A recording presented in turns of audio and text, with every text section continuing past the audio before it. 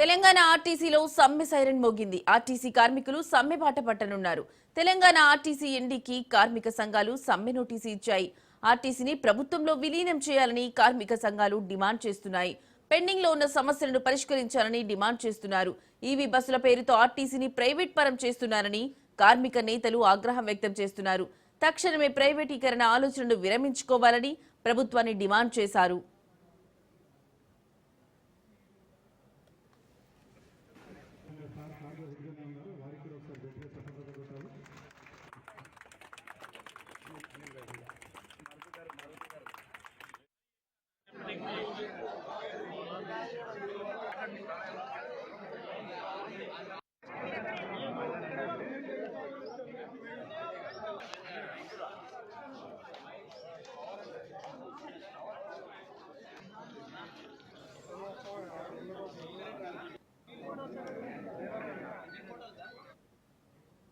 తెలంగాణ ఆర్టీసీలో సమ్మె సైరన్ మోగింది. ఆర్టీసీ కార్మికులు సమ్మె బాట పట్టనున్నారు. తెలంగాణ ఆర్టీసీ ఎండీకి కార్మిక సంఘాలు సమ్మె నోటీసు ఇచ్చాయి. ఆర్టీసీని ప్రభుత్వంలో విలీనం చేయాలని కార్మిక సంఘాలు డిమాండ్ చేస్తున్నాయి. పెండింగ్ లో ఉన్న సమస్యలను పరిష్కరించాలని డిమాండ్ చేస్తున్నారు. ఈవీ బస్సుల పేరుతో ఆర్టీసీని ప్రైవేట్ పరం చేస్తున్నారని కార్మిక నేతలు ఆగ్రహం వ్యక్తం చేస్తున్నారు. తక్షణమే ప్రైవేటీకరణ ఆలోచనను విరమించుకోవాలని ప్రభుత్వాన్ని డిమాండ్ చేశారు.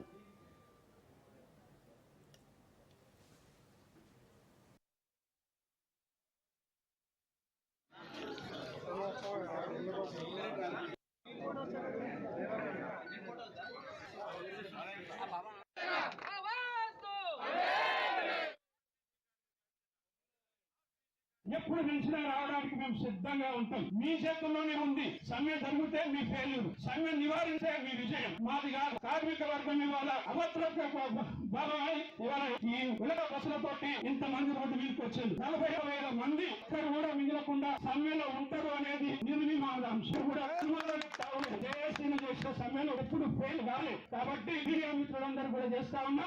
మేమంతా 15 రోజుల్లో సమ్మె డేట్ చెప్పాల్సి ఉంటుంది. 45 రోజులు టైం ఉంటుంది. ఈ లోపల అన్ని జిల్లా పట్టణంలో భారీగా మీటింగ్లు పెడతాం. హైదరాబాద్ సిటీలో ప్రతి డిపో జరుగుతాం. కార్మికులను మమేకం చేస్తాం. జాతీయ సంఘాలను కలుస్తాం. మేధావులను కలుస్తాం. తర్వాత ప్రతిపక్ష పార్టీలను కలుస్తాం. ప్రజలకి మీడియాని మద్దతు తీసుకొని ఉద్యోగ సంఘాలతో కలిసి మేము పోరాటానికి సిద్ధమని తెలియజేస్తా ఉన్నాం.